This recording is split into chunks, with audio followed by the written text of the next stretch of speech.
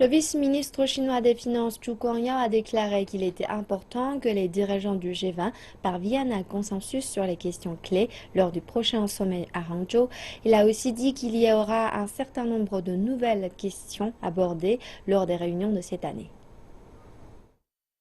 Seulement quelques jours avant le sommet du G20, Hangzhou est en effervescence.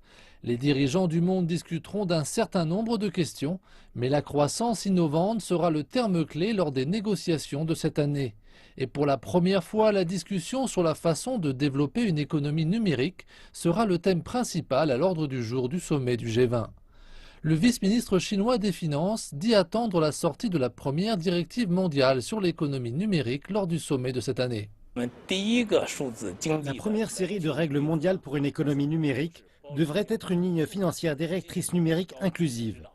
Cela a été discuté par les dirigeants financiers et elle est en attente de l'approbation du G20. Son impact sera historique.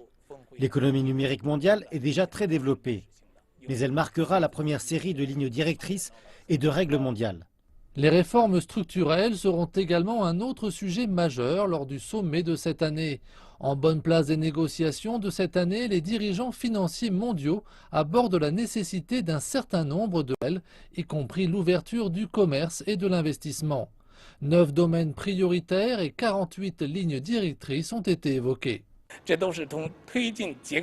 Ces lignes directrices sont étroitement liées aux réformes du G20. Si elles sont approuvées par les dirigeants mondiaux, ces politiques seraient une importante contribution chinoise au développement du G20. Zhu Guangyao affirme que les pays membres du G20 discuteront également de la création d'un groupe visant à développer l'infrastructure mondiale, la communication et la connectivité. La Banque mondiale fera office de secrétariat du groupe. Cette initiative serait une autre première pour le G20. L'infrastructure est une question très importante, car elle est primordiale pour la croissance et le développement de l'économie mondiale. Le vice-ministre chinois précise que la Chine jouera un rôle influent lors du sommet du G20 de cette année et d'ajouter que l'expérience du pays peut contribuer à guider la croissance économique mondiale.